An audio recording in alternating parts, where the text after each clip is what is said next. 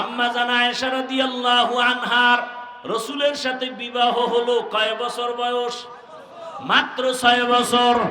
9 বছর আম্মা জানের যখন বয়স, 9 বছর বয়সে আম্মা জান রাসূলের ঘরে চলে গেলেন।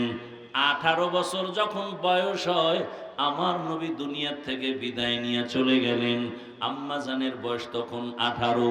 একটু হিসাবটা বুঝলে বলেন, রহমতের নবী ঘরে আম্মা জানের দিন কাটলো কতদিন? 9 বছর। 6 বছরে বিবাহ, 9 বছরে নবীর ঘরে গেলেন, 18 বছরে রসুল বিদায় নিলেন। নবীর সাঙ্গ পাইলেন কত বছর? মাত্র 9 বছর। আর আম্মা জানের বয়স টোটাল কত এখন? 18। আমগো দেশের বোনদের তো 18তে বিয়াই হয় না। আবার এর মধ্যে আবার আগুন লাগায় দিছে, কয় না বাল্য বিবাহ চলবে না। মেয়েটাও বালেগা হয়ে গেছে, ছেলেও বালেগ, বিবাহ হবে। নবী বলে তাড়াতাড়ি দাও, কারণ গুনাহ করলে মা বাবার আযাব শুরু হবে। কিন্তু এখন কয় না বিয়া হবে না, তো কি হবে? কয় আকাম চলবে নি। কয় আকাম চলবে। বিয়া চলবে না, বাল্য বিবাহ চলবে না, কিন্তু আকাম চলবে। আকাম কয় আকাম কেমনে? কয় বই বানাইতেছি, আকাম শিখাবো স্কুলের ক্লাসে ক্লাসে। তুই আকাম বোঝো না? তোরে আকাম শিখানোর জন্য আমরা বই ছাপায়া ক্লাসে দিব। কেমনে আকাম শিখাবে? কেমনে মেয়েরা বড় হয়? মেয়ে কেমনে এইভাবে আস্তে আস্তে বালেগা হয়? হুজুরেরা খালি কয় কেমনে, আর কয় না আমরা কেমনে বুঝাই দিব। বইয়ের মধ্যে বুঝাই দিবে কেমনে মেয়েরা বালেগা হয়, ছেলেরা কেমনে বালেগ হয়, এগুলো বুঝাই দিবে। এই হলাম শিক্ষা নীতি। আরে জুলাইয়ের আন্দোলন করছেন, স্বাধীন স্বাধীন বলে চিল্লান, কই ওই দিন থেকে তো আন্দোলন এখনো কমে নাই। যদি স্বাধীন হয়ে থাকে তাহলে আবার মানুষ মরে কেন? কেন আগুন লাগে? কেন এত আন্দোলন করে? শিক্ষকের আন্দোলন করে ঢাকায়, আবার শিক্ষিকার আন্দোলন করে। কিও কয় গানের শিক্ষক দিতেছি, তঙ্গু মজার মজার গান শিখাবো। মজার মজার গান শিখানোর জন্য শিক্ষক নির্দিষ্ট করা হচ্ছে। আল্লাহর কোরআন স্কুলে পড়ানো হবে, এই কোন শিক্ষকের চিন্তাও নাই, কি খবর নাই। আল্লাহ হেদায়েত দান করুন। এইভাবে আন্দোলন চলতেছে রে ও আল্লাহর বান্দারা। আম্মা জান আয়েশা রাদিয়াল্লাহু আনহা 6 বছরে বিবাহ, 9 বছরে নবীর ঘরে, 18 বছরে নবী বিদায়। মাত্র 9 বছরে নবীর থেকে আম্মা জান কি দোয়া পাইছেন?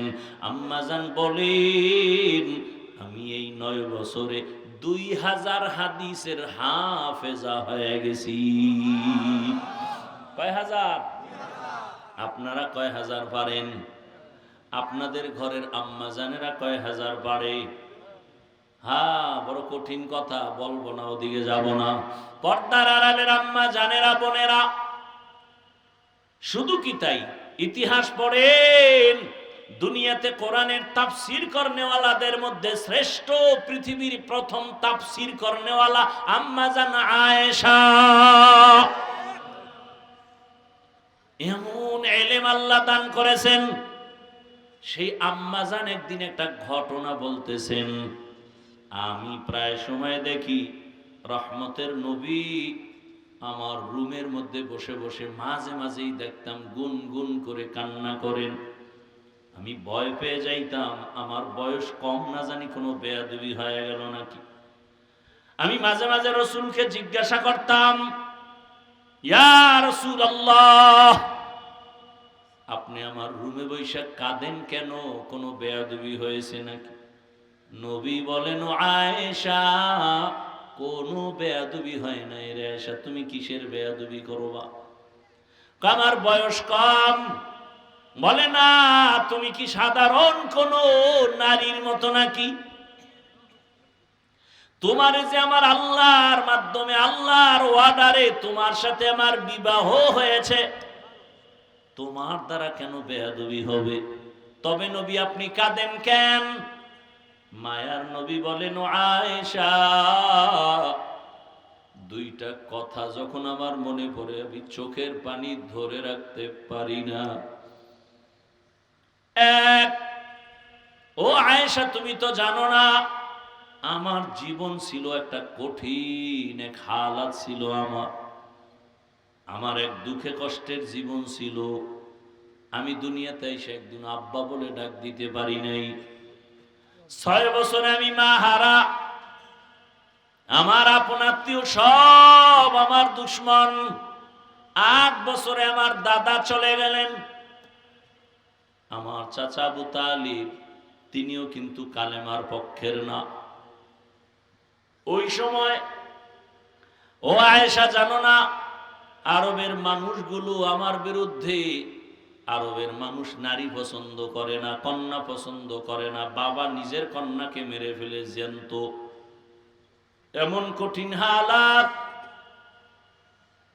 ওই সময় দয়াময় আল্লাহ আমাকে এক নিয়ামত দান করেছিলেন। আমার এক সঙ্গী ছিল খাদিজাতুল কুবরা রাদিয়াল্লাহু আনহা। ওই খাদিজার কথা মাঝে মাঝে যখন আমার মনে আসে, আয়েশা, আমি চোখের পানি ধরে রাখতে পারি না। কারণ আমার ওই বিপদ মুহূর্তে আমার জীবনটা বড় কষ্টের। আরবের মধ্যে টাকাওয়ালা ধনী ছিল তখন এই খাদিজা। ওই খাদিজা আমার স্ত্রী হইয়া যখন ঘরে আসছে, তার সমস্ত সম্পদ আমাকে হাদিয়া দিছে।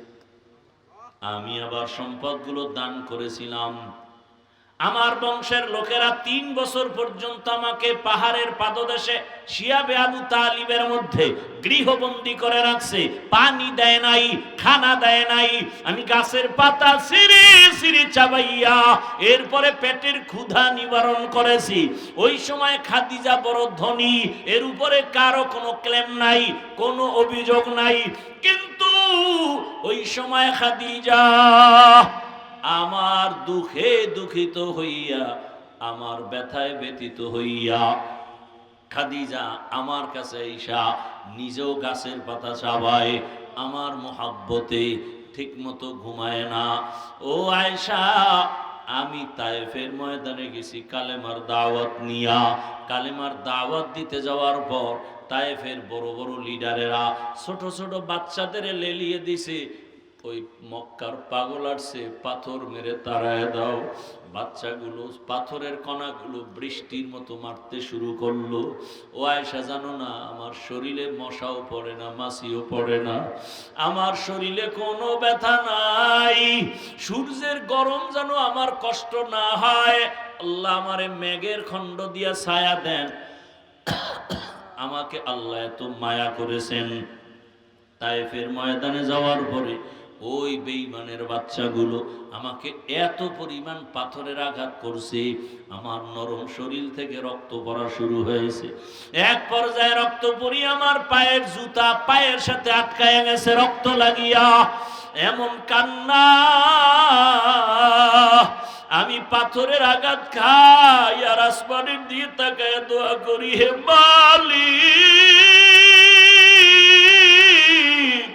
তায়েফের জমিনে তুমি গজব দিও না। এক পর্যায়ে দেখি জিবরাইল হাজির। জিবরাইল এসে বলেন, ইয়া রাসূলুল্লাহ, আল্লাহ পাঠাইছেন, আপনার কান্না আমার আল্লাহও বরদাস্ত করতে পারেন না। আপনি এখন অর্ডার দেন, তায়েফের জমিন উল্টায় সব মেরে ফেলি। আমি বললাম, না রে জিবরাইল, না, তায়েফের মানুষকে মারিও না, ওরা আমাকে চিনে না, ওরা জানে না আমি বড় ইয়তীম, আমি জীবনে বাবার আদর পাই নাই, মায়ের আদর থেকে বঞ্চিত। ওরা যদি চিনতো আমারে পাথর মারতো না, আমাকে আঘাত করতো না। ও আমার কলিজার বাবারা, যুবক বাবা, বৃদ্ধ বাবাজি, পর্দার আড়ালের মা বোনেরা, রহমতের নবীর এত গুণগান আপনারা জানেন, সেই নবীর এত কষ্ট শুধু দ্বীন ইসলামের জন্য। আর আপনার আমার তো কোনো পরীক্ষা নাই, কোনো কষ্ট নাই, পাঁচ ওয়াক্ত নামাজ পড়বো, কত শান্তি, অজু বানায় চলবো, শরীরটা কত তাজা থাকবে।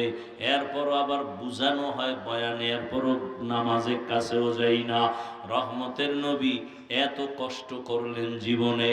নবী বলেন, ও আয়েশা, আমার অন্তরে যখন খাদিজার কথা মনে পড়ে, আমি রাতের যত কঠিন রাতেও দাওয়াতের কাজ করে আসতাম, ঘরের দরজায় গিয়া আসসালামু আলাইকুম ইয়া আহলাল বাইত বলা মাত্র লাব্বাইক ওয়া সাদাইকের আওয়াজ আসতো, দরজা খুলে যাইত। আমি বলতাম, খাদিজা আপনি কি ঘুমান না?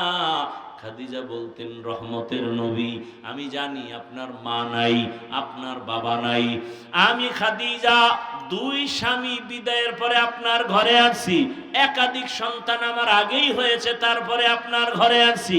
আমি জানি আপনার মা যদি থাকতেন, আপনাকে বাহিরে রেখে মা ঘুমাইতে পারতেন না। আমি অপেক্ষায় থাকি রহমতের নবী আসবেন। দরজার কিনারায় দাঁড়ায় যদি নবী কষ্ট করেন, আমি খাদিজার জিন্দেগি বরবাদ হয়ে যাবে। অতএব আপনি যতক্ষণ আসবেন না, আমি খাদিজার দাঁড়ায় অপেক্ষা করি, বিছানায় যাই না। এরে আয়েশা, খাদিজার কথা মনে পড়লে চোখের পানি পড়ে। আর একটা কথা যখন আমার মনে পড়ে, আমি চোখের পানি ধরে রাখতে পারি না। ইয়া রাসূলুল্লাহ, সেই কথা কি? বলে, আল্লাহ বারবার যেই ভয়টা দেখাইছেন, আল্লাহর আদালতের ভয়, হাসরের ময়দানের ভয়, ওই ভয়টা যখন আসে আমি চোখের পানি ধরে রাখতে পারি না।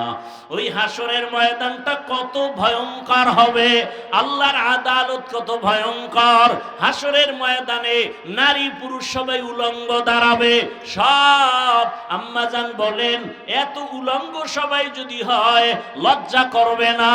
আল্লাহর নবী বলেন, ও আয়েশা, হাসরের ময়দানটা কত কঠিন হবে জানো?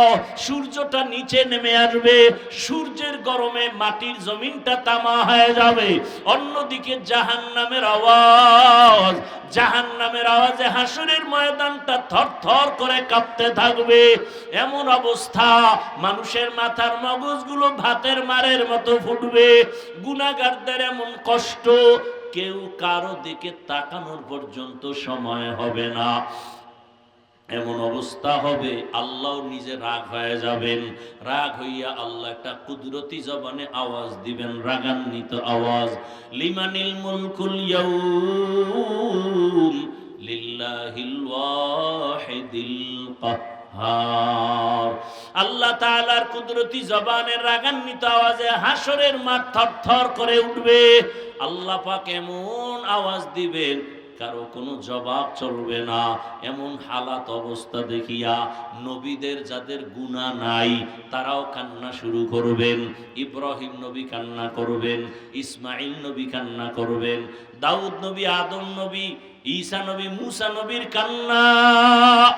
ও আয়েশা, তখন আমার ভয় হয়, আমার উম্মত, আমার উম্মতের কি উপায় হবে, আমি সেই ভয়ে চোখের পানি ছেড়ে কান্না করি। মুসা নবী কাঁদবেন নিজের চিন্তা, আদম নবী কাঁদবেন নিজের চিন্তা। উম্মতেরা ঘুরতে থাকবে, কার কাছে একটু সুপারিশ পাবো। আদম নবী বলবে, আমি পারবো না, যাও। মুসা নবী বলবে, আমিও পারবো না, যাও। নবীদের কান্না, উম্মতেরা পাগলের মতো ঘুরবে, কোথায় যাই, চারদিকে জাহান্নামের আগুন। জাহান্নাম চিল্লাইতে থাকবে, ও আল্লাহ, বেনামাজি গুলো কই? বেনামাজি গুলো তাড়াতাড়ি আমার পেটে দাও, পেটে ক্ষুধা। আল্লাহ বলবে, ৭০,০০০ শিকল জাহান্নামের গলায় লাগাইয়া ফেরেশতারা পেছনে টানিয়া ধর। বিচার শেষ করিয়া তারপরে আমি জাহান্নামকে খুশি করব। ৭০,০০০ ফেরেশতারা ৭০,০০০ শিকল লাগায় টানবে, ধরে রাখতে পারবে না। জাহান্নামের চিৎকারে হাসরের মাঠ থরথর করে কাঁপতে থাকবে। নবী বলেন, আয়েশা, ওই সময় আমি নবীও সহ্য করতে না পারিয়া আল্লাহর কুদরতের সামনে মাকামে মাহমুদে সিজদায় পড়ে কান্না শুরু করব। মুসা নবী নিজের চিন্তায় কাঁদবেন, ঈসা নবী নিজের চিন্তায়, আদম নবী নিজের চিন্তায়, নূহ নবী নিজের চিন্তায়, ইব্রাহিম নবী নিজের চিন্তায় কান্না করবেন। আর আমি একা আল্লাহর দরবারে একটাই কান্না আর আওয়াজ, আল্লাহ আমার উম্মতেরে বাঁচাও। জাহান্নামের দিকে আসতেছে, আমার উম্মত যেন জাহান্নামে ধরে না ফেলে। আল্লাহ বলবেন নবী আপনি কাঁদবেন না, ওয়ালা সাউফা ইউতিকা রাব্বুকা ফাতারদা, নবী আপনাকে আমি খুশি করব, কি চান আপনি? নবী বলবে আমার উম্মত যেন জাহান্নামে না যায়, জাহান্নামকে ফিরায় দেন। আল্লাহ তখন একটু কুদরতের পানি দিয়া ফেরেশতাকে বলবে জাহান্নামের গায়ে ছিটায়া দাও। জাহান্নামের গায়ে দেওয়া মাত্র জাহান্নামটা দ্রুত গতিতে পেছনে যাবে। ফেরেশতারা বলবে হো আল্লাহ, এতক্ষণ আমরা ৭০,০০০ শিকল লাগাইয়া যেই জাহান্নামকে ধরে রাখতে পারি না, এখন আপনি একটু পানি দেওয়া মাত্র জাহান্নাম দ্রুত পেছনে যায়। এটা কি জমজমের বরকতের পানি, নাকি কাউসারের পানি, না দুনিয়ার কোনো সমুদ্রের পানি, না বৃষ্টির পানি, নাকি আবে হায়াতের পানি? আল্লাহ তাআলা বলবেন ফেরেশতা এটা জমজমের পানিও না, এটা কাউসারের পানিও না, দুনিয়ার কোনো সমুদ্রের পানিও না, আবে হায়াতের পানিও না, বৃষ্টির পানিও না। নবী বলেন আয়েশা, আল্লাহ বলবেন এই পানি আমার মায়ার নবীর উম্মতের চোখের পানি। ওই নগর কান্দার জমিনে বসিয়া গভীর রাত বাবার কবরের কথা খেয়াল করিয়া, মরণের কথা খেয়াল করিয়া, গুনার কথা স্মরণ করিয়া আমার মায়ার নবীর উম্মতেরা কান্না করেছে, চোখের পানি আমি জমা রেখেছি। আমার মায়ার নবীর উম্মতের চোখের পানি এগুলো দিলাম জাহান্নামকে ছিটাইয়া। এজন্যই নবী বলেন গুনার কথা স্মরণ করিয়া জাহান্নামের আযাবের ভয় যারা এক ফোঁটা চোখের পানি ছাড়বে, আল্লাহর নবী বলেন গাভীর ওলান থেকে দুধ বের করে যেমন ভেতরে আর ঢুকানো যায় না, কান্নাওয়ালা বান্দাকে জাহান্নামে দেওয়াও যাবে না। আল্লাহ চোখের পানিওয়ালাকে জান্নাত দিয়ে দিবেন, জাহান্নাম থেকে বাঁচায় রাখবেন। ও আল্লাহর বান্দারা, রহমতের নবী যদি হাসরের ময়দানের কথা চিন্তা করে কান্না করেন, এশার নামাজের পরে নবী হুজরায় ঘুমিয়ে পড়লেন, হঠাৎ করে কান্নার আওয়াজ, নবী সজাগ হইয়া চিন্তায় পড়ে গেলেন রাতের গভীরে কে কান্না করে। নবী নজর করলেন, দেখে মসজিদের মধ্যে গভীর রাতে কে যেন নামাজে কাঁদে। নবী বের হইলেন, এবার বের হইয়া দরজা দিয়া তাকায় দেখে কেউ না, সাধারণ কেউ কাঁদে না, জান্নাতের ১ নাম্বার সাহাবী আবু বকর নামাজে দাঁড়ায় কান্না করতেছেন। নবী অপেক্ষায় আছেন। আবু বকর সালাম ফিরানোর পরে তাকায় দেখে নবী। ভয় পেয়ে গেলেন, ইয়া রাসূলুল্লাহ গভীর রাতে আপনি এখানে কেন? বলে আবু বকর নামাজে দাঁড়ায় আপনি কান্না করেছেন। হ্যাঁ আমি কান্না করেছি, কেন? বলে আল্লাহর আদালতে কেমনে দাঁড়াইয়া হিসাব দিব, হাসরের ময়দানে কেমনে দাঁড়াবো সেই ভয়।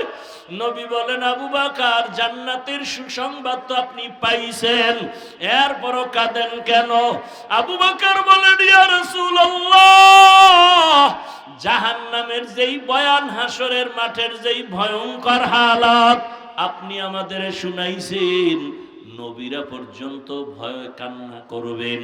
ওই সময় যদি আমার আল্লাহ ডাকেন আর বলেন আবু বকর আমার জন্য তুমি কি আমল নিয়ে আসছো, যদি বলি নামাজ, তেলাওয়াত, জিকির, রোজা, আল্লাহ যদি বলে তোমার আমল আমার পছন্দ হয় নাই, যেইভাবে আমি নামাজ চাইছি তুমি সেইভাবে নামাজ আমাকে দাও নাই, যেইভাবে চাইছি তেলাওয়াত করবা সেইভাবে করো নাই, আমি যেভাবে চাইছি ওইভাবে হক আদায় করে রোজা রাখো নাই, আমি যেভাবে চেয়েছি সেইভাবে হক আদায় করে তুমি জিকির করো নাই, আল্লাহ যদি বলে ফেলেন তখন আমার উপায় কি হবে? আরে আওয়াজ এসে যাবে জাহান্নামের শিকল দিয়ে ধরো, জাহান্নামের শিকল যখন লাগবে, আমার জাহান্নাম ছাড়া উপায় হবে না। ও নবী, দুনিয়ার সূর্যের গরম সইতে পারি না, মশার কামড় সহ্য করতে পারি না, বেতের বাড়ি সহ্য করতে পারি না, জাহান্নামের গরম কেমন করে সহ্য করব? ও আমার কলিজার যুবক বাবারা, বৃদ্ধ বাবাজিরা, পর্দার আড়ালের মা বোনেরা, কয়দিন আর দুনিয়ার হায়াত। এ আল্লাহর বান্দারা, আপনার মতো কত যুবক জেনারেল লাইনে স্কুলে পড়ে, কলেজে পড়ে, ব্যবসা করে, চাকরি করে, 5 ওয়াক্ত নামাজ পড়ে, রাস্তায় গাড়ি চালায়, নামাজ পড়ে। ও যুবক বাবারা, নিজেকে প্রশ্ন করো, তুমি কেন পারো না? তোমার মতো যুবক নদীতে মাছ ধরে, নামাজ পড়ে, তুমি কেন পারো না? তোমার মতো যুবক কৃষি কাজ করে, নামাজ পড়ে, তুমি কেন পারো না? তোমার মতো যুবক চাকরি করে, ব্যবসা করে, নামাজ পড়ে, তুমি কেন পারো না? ও পর্দার আড়ালের মা বোনেরা, আপনার মতো কত মা, কত বোন এই এলাকায় আছে, এখনো পর্দা করে, নামাজ পড়ে, স্বামীর মাল হেফাজত করে, মোবাইলে গুনাহ করে না। ও আম্মা জানেরা, আপনারা কেন পারেন না? আল্লাহর কাছে তওবা করেন। কয়দিন দুনিয়ায় বাঁচবেন? আল্লাহর কাছে তওবা করেন, স্বামীর মাল হেফাজত করেন, 5 ওয়াক্ত নামাজ আদায় করেন, বেপর্দায় চলিয়েন না, মোবাইলে গুনাহ করিয়েন না। কারণ মা, অন্য মানুষ গুনাহ করা আপনার করা কিন্তু এক না। কারণ আপনি এমন একটা মা, আপনার আদর্শ দেখে সন্তান ভালো হবে। একটা সন্তান ভালো হলে তার সমাজটা ভালো হয়ে যাবে, সমাজের যুবকরা ভালো হলে পুরো দেশ ভালো হয়ে যাবে। সব কিছু নির্ভর করে মায়ের আদর্শের উপরে। এরে আম্মা জান, আপনারা তো খাদিজা রাদিয়াল্লাহু আনহার মতোই নারী, আপনারা তো ফাতেমা রাদিয়াল্লাহু আনহার মতোই নারী, আপনারা তো আয়েশা রাদিয়াল্লাহু আনহার মতোই নারী, আপনারা তো আলেম ওলামাদের মায়ের মতোই মা, আপনারা তো সাহাবায়ে কেরামদের মায়ের মতোই মা। আপনারা তো জানেন এই দুনিয়ায় আল্লাহর বড় দুশমন ফেরাউন, তার স্ত্রী আসিয়া এত বড় বেঈমানের ঘরে থাকিয়া আমার আল্লাহকে এতটা রাজি খুশি করলেন। আল্লাহর নবী বলেন, হাসরের ময়দানে আসিয়ার সাথে আমি মুহাম্মদের সাথে বিবাহ হবে। ও আম্মা জানেরা, আপনার স্বামী তো ফেরাউনের মতো খারাপ না। আপনি নামাজ পড়লে তো স্বামী বাধা দিবে না। বরং অনেক স্বামীকে দেখি নিজে নামাজ পড়ে না, বরং আপনার নামাজ দেখলে আমগো কাছে আইসা দোয়া চাই, হুজুর আমার স্ত্রী বড় ভালো, আমি নামাজ না পড়লে আমার স্ত্রী নামাজ পড়ে, আমি রোজা না রাখলেও আমার স্ত্রী রোজা রাখে, আমার সন্তানটাকে নামাজ শিখায়, আমার সন্তানটাকে সালাম শিখায়, আমার সন্তানটাকে কালেমা শিখায়। ও মা, আপনি নামাজ পড়লে আপনার সন্তানও নামাজের পথে যাবে। আপনি সন্তানটাকে ডাক্তার বানাবেন, ইঞ্জিনিয়ার বানাবেন, প্রফেসর বানাবেন, একজন কলামিস্ট বানাবেন, একজন ডিসিএসপি আপনার সন্তান হবে। তবে আদর্শ ডাক্তার বানায় যান, আদর্শবান ইঞ্জিনিয়ার বানায় যান। আপনার সন্তানের ব্যবহারে কোনোদিন যেন শিক্ষক ওলামায়ে কেরাম মা বাবা কষ্ট না পায়। ডাক্তারিও করবে, তেলাওয়াত করবে, নামাজ পড়বে, মা বাবার জন্য দোয়া করবে। এখনো সময় আছে, তওবা করেন। মনে মনে আমার আল্লাহকে ডাকেন আর বলেন, হে আল্লাহ, জীবনে কত গুনাহ করেছি, আজকে থেকে বেপরদায় চলবো না, মোবাইলে সময় নষ্ট করব না, স্বামীর মাল খেয়ানত করব না, 5 ওয়াক্ত নামাজ পড়ব। ও আমার যুবক বাবারা, আল্লাহর কাছে তওবা করো। রাতের গভীরে কত গুনাহ তুমি করেছো, হাতের গুনাহ, চোখের গুনাহ, জবানের গুনাহ, অন্তরের গুনাহ। আল্লাহর কাছে মনে মনে তওবা করো, হে মালিক, জীবনে আর দাড়ি কাটবো না, নামাজ ছাড়বো না, বেপরদায় চলবো না, মা বাবাকে কষ্ট দিব না, বরদোয়া নিব না, শিক্ষকের সাথে বেয়াদবি করব না, বরদোয়া নিব না, উলামায়ে কেরামের দোয়া পরামর্শ নিয়া, নবীর আদর্শ মানিয়া জীবনটাকে কাটাবো। তওবা করার মতো যদি অন্তর থাকে, অন্তরে মুনাফিকি না থাকে, খাঁটি তওবার নিয়ত যাদের আছে, দুটো হাত আল্লাহকে দেখাইয়া দাও। আয় আল্লাহ, হাতগুলো কবুল করে নেন, তওবা কবুল করে নেন, তওবার উপরে মজবুত হইয়া চলার মতো তৌফিক দান করেন। আমিন। আলহামদুলিল্লাহি রাব্বিল আলামিন, ওয়াসসালাতু ওয়াসসালামু আলা সাইয়্যিদিল আম্বিয়াই ওয়াল মুরসালিন وعلى آله وأصحابه أجمعين يا أرحم الراحمين يا أرحم الراحمين يا أرحم الراحمين